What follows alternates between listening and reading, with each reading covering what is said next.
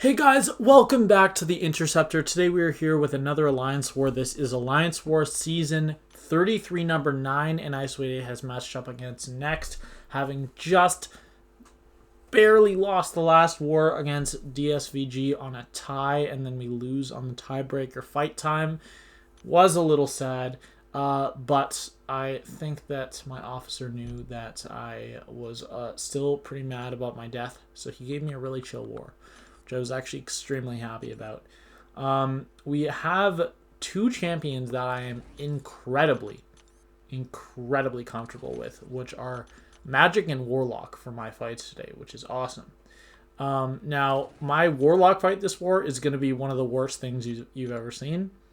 But it was so effortless.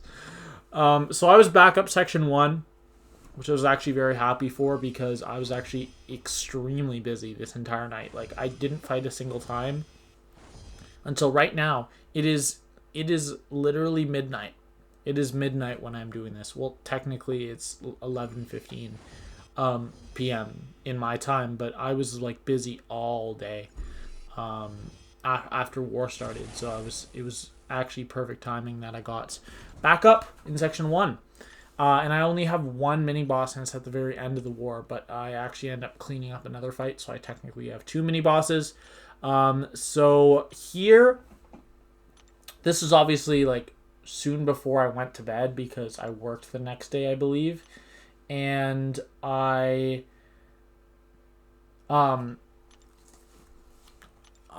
had to clear these first 2 fights so that I could put a White Mags pre-fight on another fight for a guy.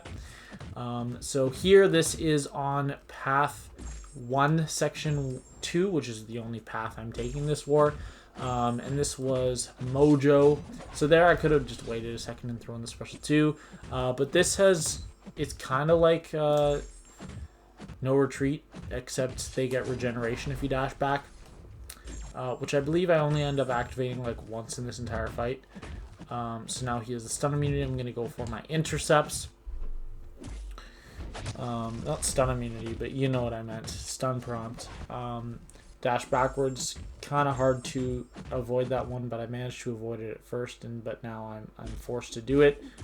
And this is a pretty fast fight. It's pretty clean. The only way you can really die is if you activate his regen 10 times, which is just not going to happen. Now, for some reason, I don't know why, but the cost of mastery changes got removed for about 2.5 hours this day, whenever this was. This was not last night, it was the night before. I don't know why that happened, but I took advantage of it to put on half suicides, and I used half suicides for this war. So I did put on tech boosts that I'm going to be using here, and the regen is so strong and it lasts so long that he's pretty much going to be healing the entire fight. Now, I am unfortunately going to make the mistake right there of dexing before my armor up comes back.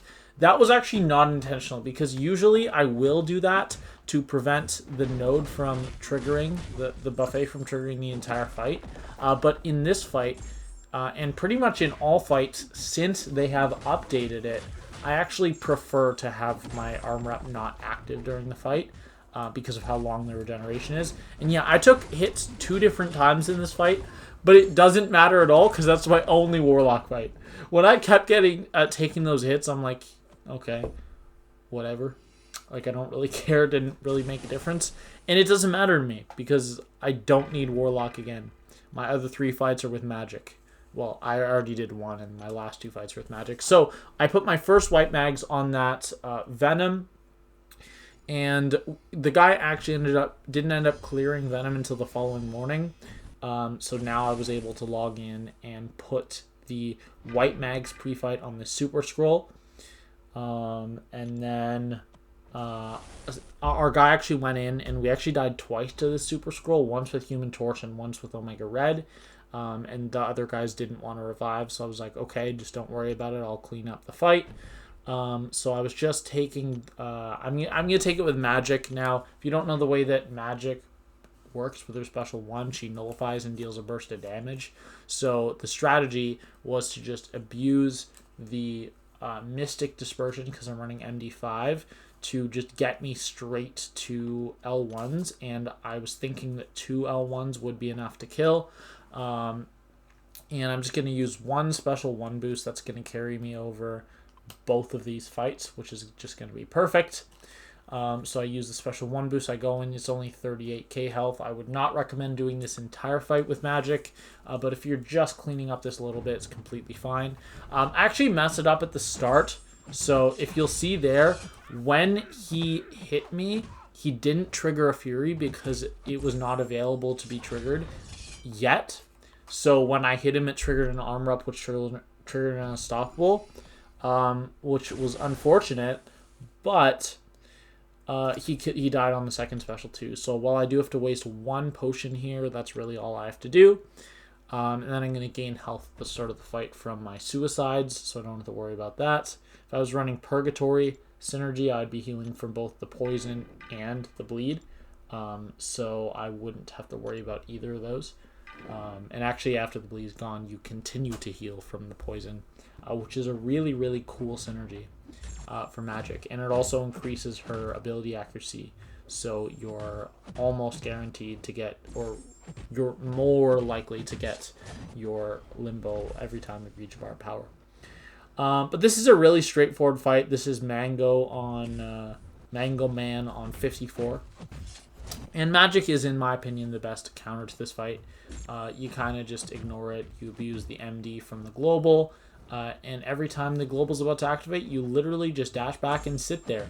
There's no risk. After Mango goes to his first special 1, he's never going to reach another bar of power, so you also don't have to worry about ability accuracy. You don't have to worry about block penetration, combat power rate, armor rating, whatever the increases are that come from Aspect of Evolution. You don't have to worry about that because it only happens once the entire fight. But yeah, Mango is almost dead at this point. There's really almost nothing you have to worry about in this fight, especially with the Warlock synergy. You just do so much damage while you're in Limbo, but you really don't need it. Haven't personally done it. No, wait, I have personally done it without. It was just about 40 seconds longer. Yeah, I have done it personally once without. But we did this war. We did win this war 7-11.